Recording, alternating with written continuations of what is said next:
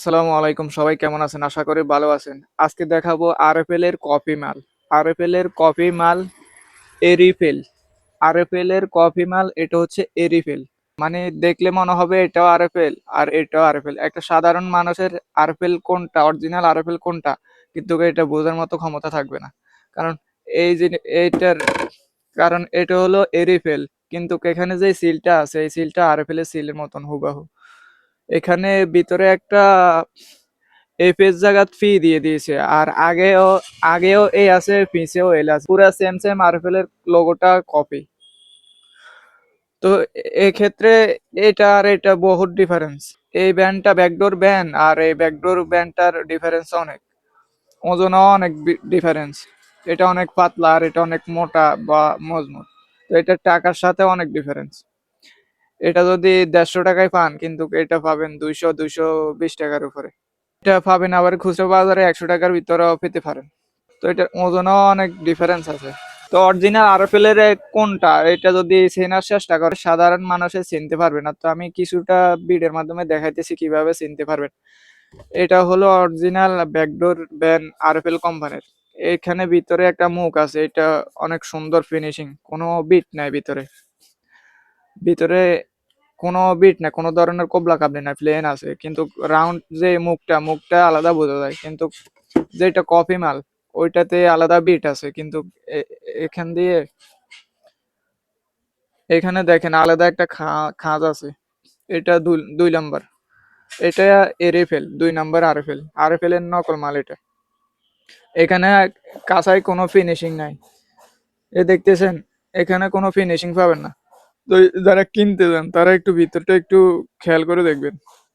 আর একটা বিষয় হলো আরএফএল অরিজিনাল আরএফএল কোম্পানির সিলের সাথে ব্যাগ ফিটিংস এর নামও থাকবে, তারপরে আরএফএল স্পষ্ট লেখা থাকবে, মেড ইন বাংলাদেশ লেখা থাকবে। কিন্তু ইরিফেল বা এরিফেল এটার মধ্যে কোনো কিছু থাকবে না, শুধুমাত্র আরএফএল এর লোগো থাকবে।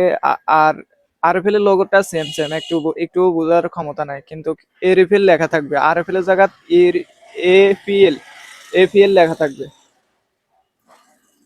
আর এটার ডোরটা সুন্দরভাবে পুরা ফিনিশিং হবে না, একটু বাইরে বাইরে থাকবে।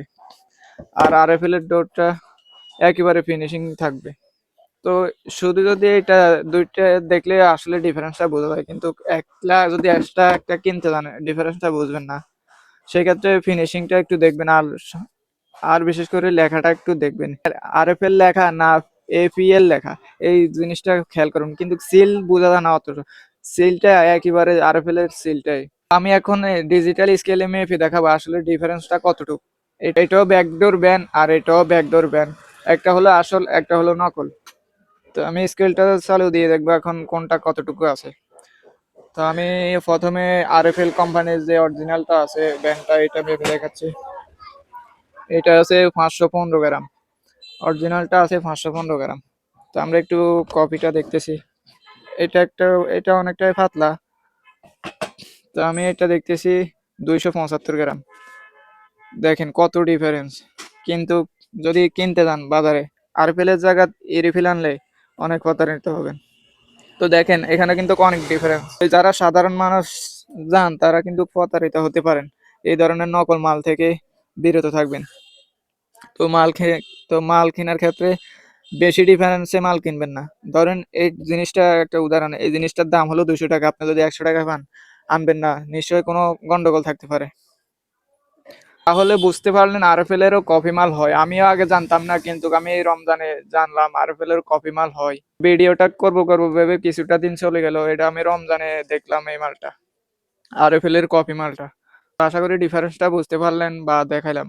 তো এই লোকাল মালগুলা যদি লাগান অনেক সমস্যাতে পড়তে পারেন, ভাঙতে পারে, তারপরে এগুলা ফিনিশিং হইতেছে না বা পানি গামতে পারে, গামবেও, বেশি দিন টিকসই হবে না।